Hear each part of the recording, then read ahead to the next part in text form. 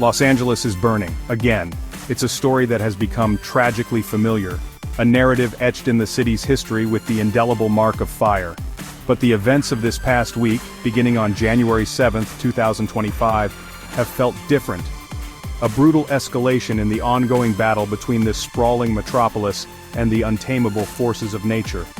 3 major fires, each with its own terrifying trajectory, have ripped through the region, leaving behind a trail of destruction and displacement. The skies, normally awash in the golden hues of a Southern California sunset, have been choked with smoke, the air thick with the acrid smell of ash.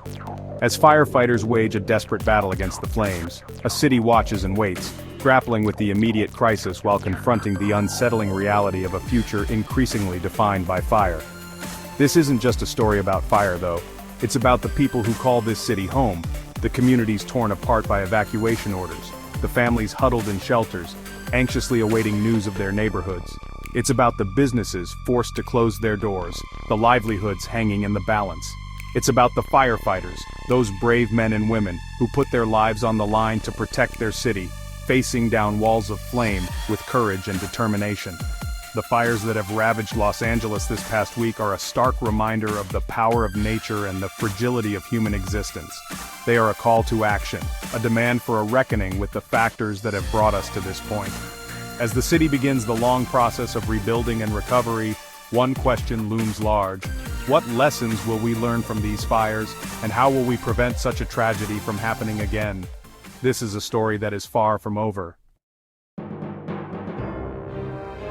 To understand the scale of this disaster, it's essential to examine the individual fires that have converged to create this perfect storm of destruction.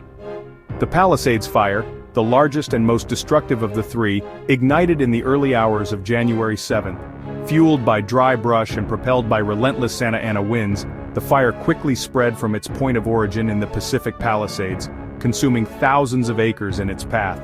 Meanwhile, the Eaton Canyon fire erupted in the Angeles National Forest north of Pasadena. This fire, though smaller in scale than the Palisades blaze, posed a significant threat to the communities nestled in the foothills of the San Gabriel Mountains.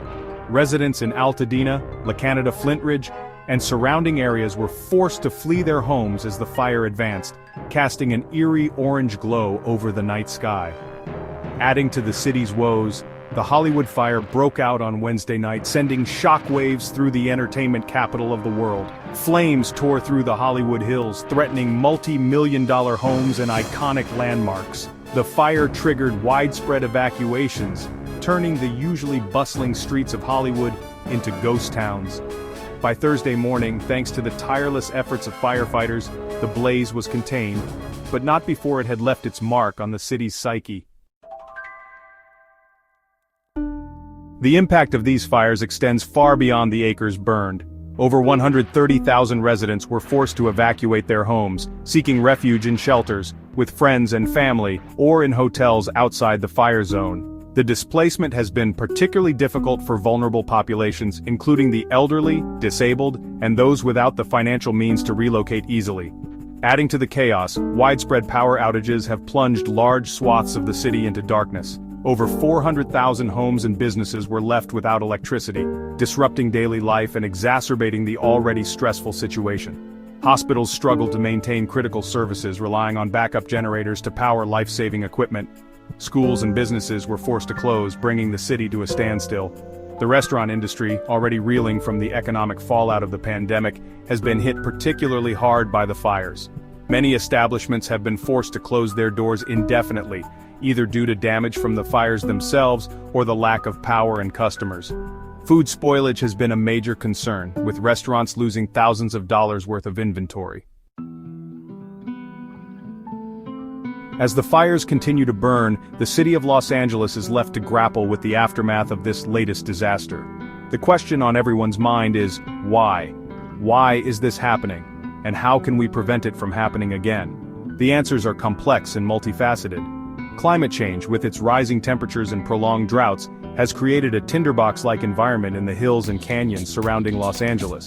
The vegetation, parched and dry, provides ample fuel for wildfires, which are now burning hotter, faster, and more erratically than ever before. The Santa Ana winds, those infamous gusts that blow in from the desert, exacerbate the problem, pushing the fires across the landscape with terrifying speed.